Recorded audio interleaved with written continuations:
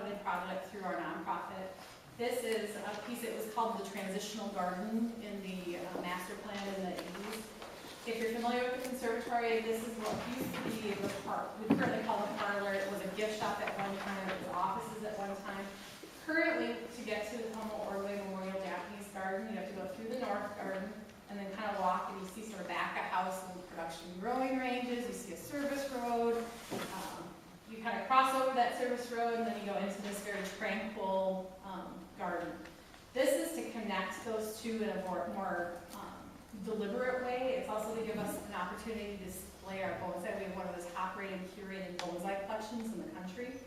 It's also to give access to the garden in the winter months. Right now, the garden's open May through September, and even in Japan, a Japanese garden goes into a rest period. So it's not so much that we're going to open it up to the public, it's to give views into that garden while it's at rest in the off-season.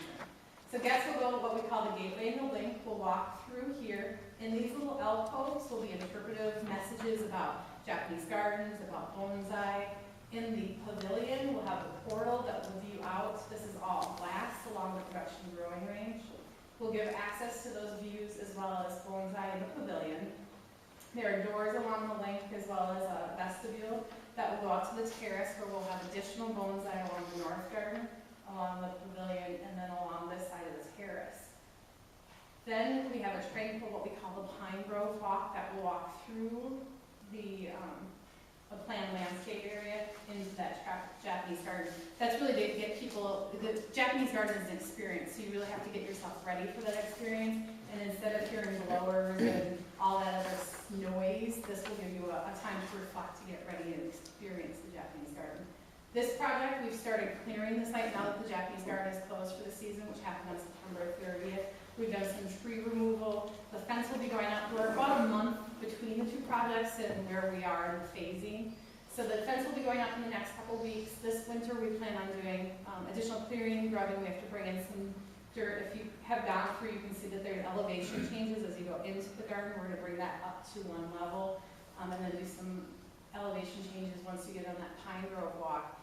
The foundation won't be until the spring season, construction season. We won't do a lot of the foundation work because of the glass that's required for this building. It has a 26-week lead time, so we'll get that ordered.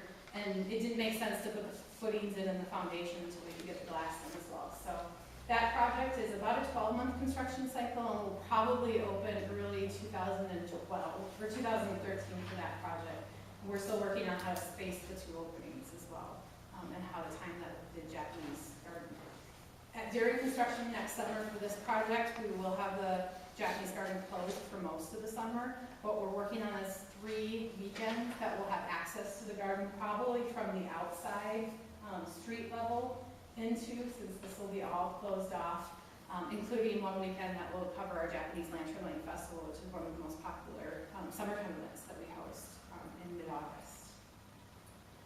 Questions about that project? So wasn't one of the other reasons that we really had to do some work with the Japanese garden to increase accessibility? Aren't there some pretty serious accessibility issues right now? Because of that